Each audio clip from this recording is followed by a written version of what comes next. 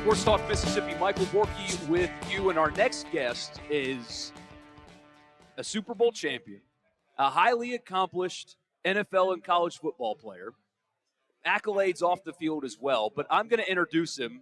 I'm going to fan out here. As a former New Orleans Saint, Benjamin Watson, Who dat, man? Who dat? Appreciate you spending some time with us.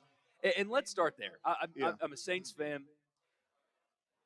When you played in New Orleans, I've heard so many people say that is the loudest environment that they've ever played in. Is that actually true? Or is that what Saints people say to make fans like us feel better? That's what Saints people say, but it is also true. Really? Yeah, and I can say that. I'll tell you.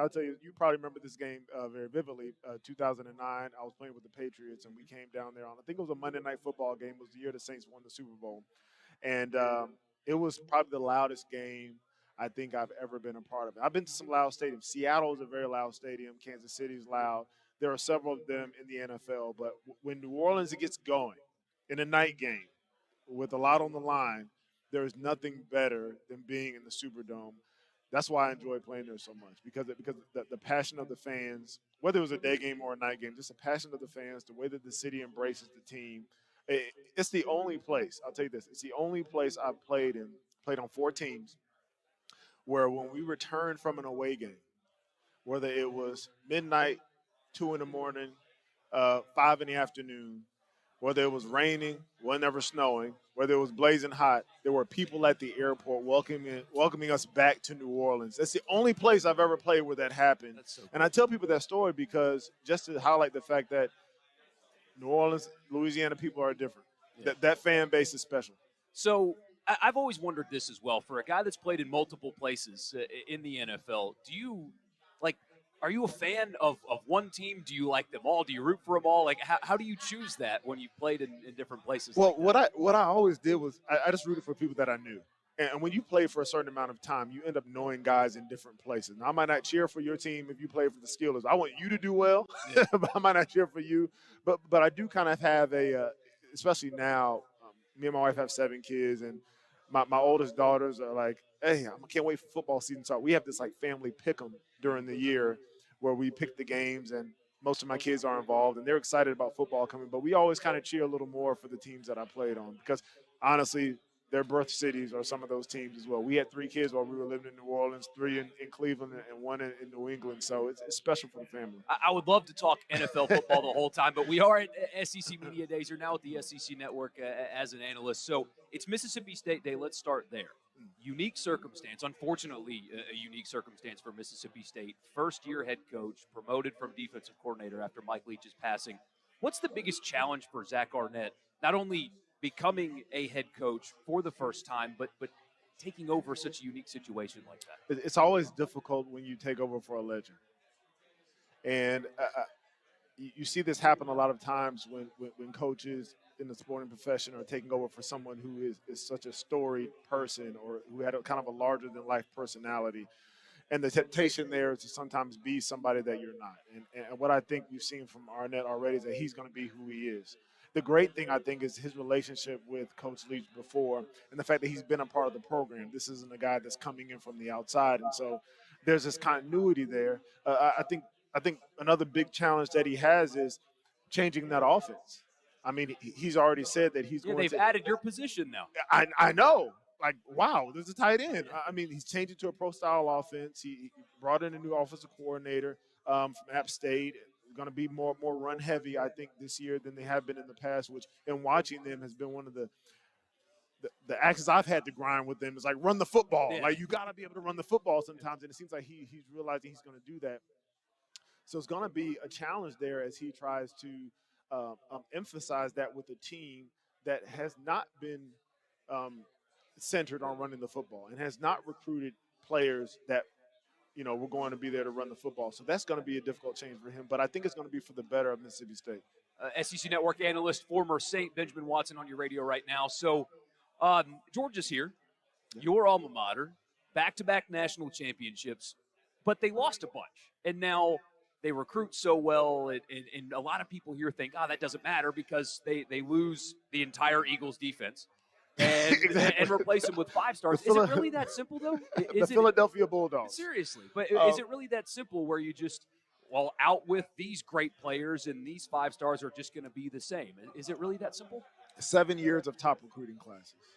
And one thing I didn't understand about college football, even in playing years ago at Georgia, and then being in the NFL for 16 years, where I wasn't really following college football the same way, I didn't realize the importance of recruiting. It's that thing that it seems like the insiders understand, the fans understand, but from a player perspective, I wasn't really thinking about the power of recruiting. But when you look at Georgia and the pipeline they've had of players coming in over time, that's how you're able to replace a loss of 5 first-round picks and then come back the next year and still have a number 1 ranked defense in the conference. That's how you're able to have players who leave, but then because of what they poured into the players underneath them, those guys step into that role of leadership, but also performance. And so, is it that simple? No, it's not, because if it was, everybody would be doing it.